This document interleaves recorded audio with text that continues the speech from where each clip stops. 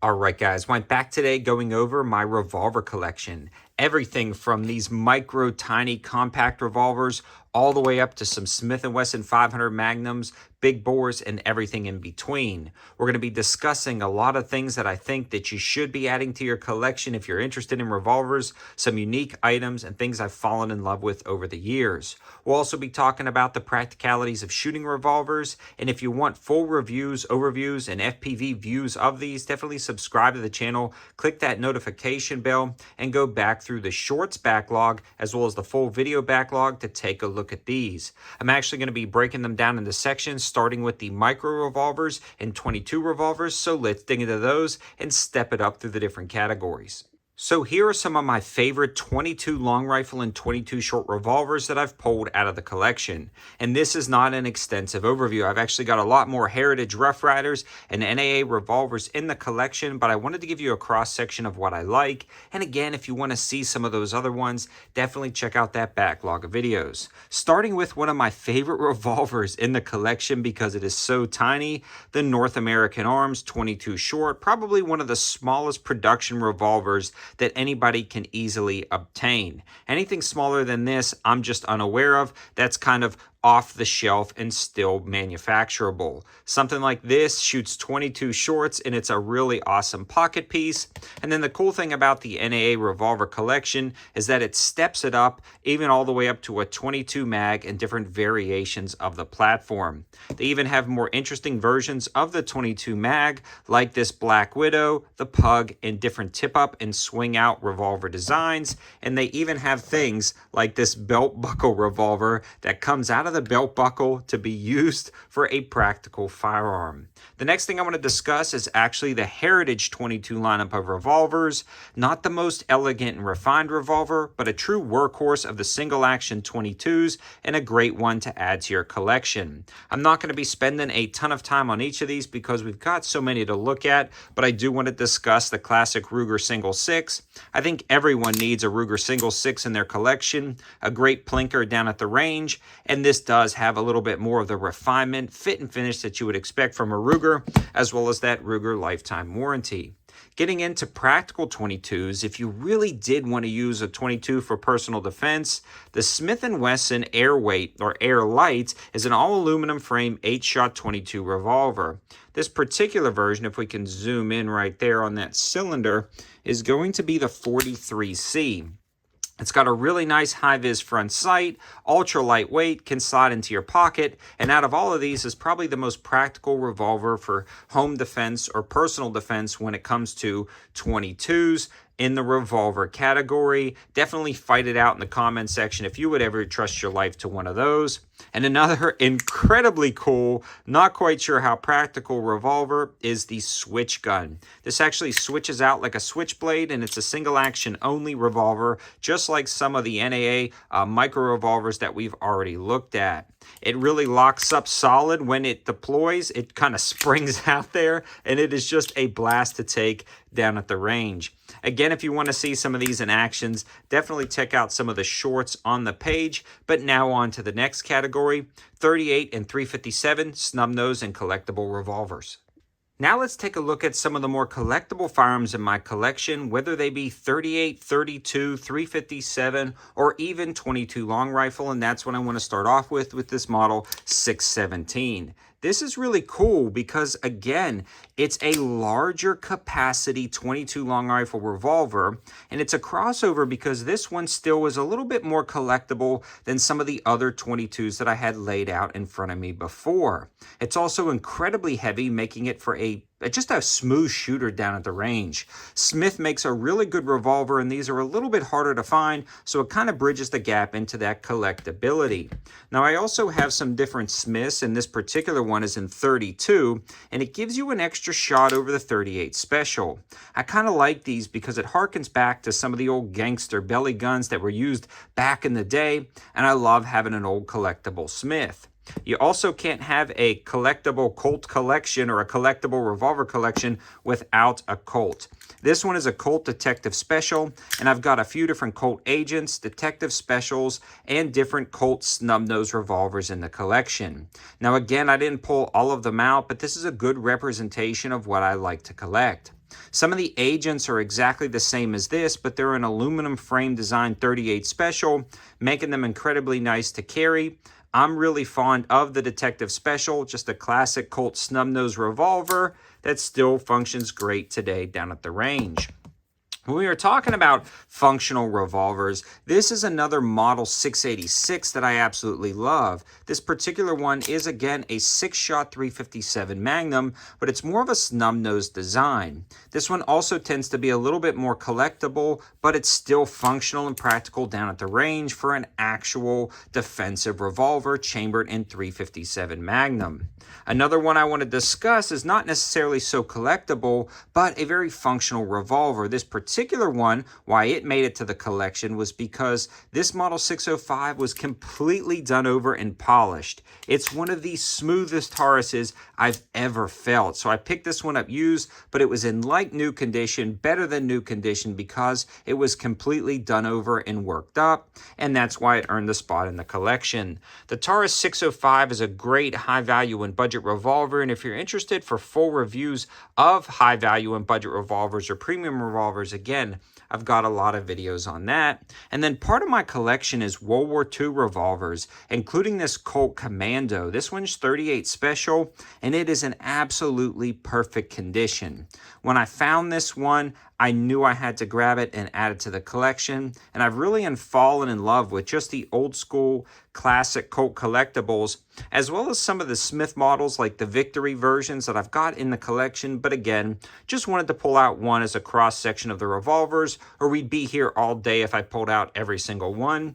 Now let's move over to some interesting snub-nose and really awesome kind of big bore revolvers.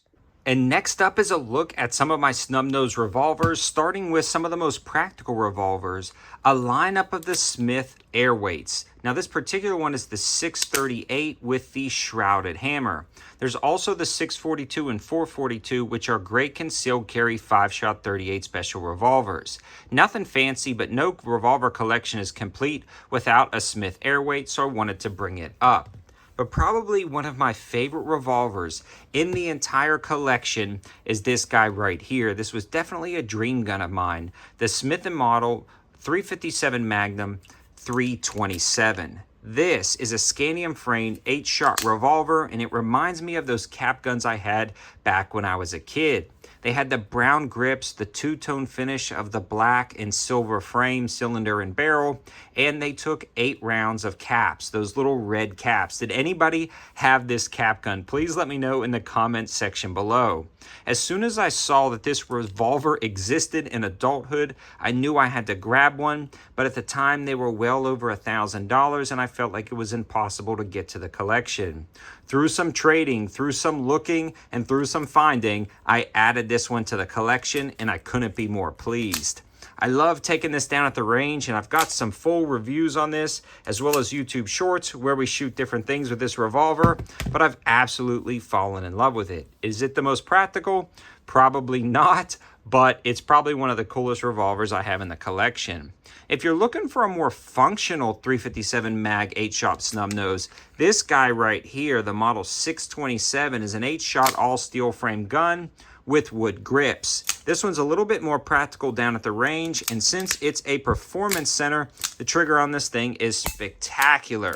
Super smooth and double action, and the single action is also crisp. If you were looking for an 8-shot revolver that was still smaller in size, yet heavier to suck up the recoil, this is an absolute great option to add to your collection, and both of these two are top on the list for 357 snub-nose revolvers.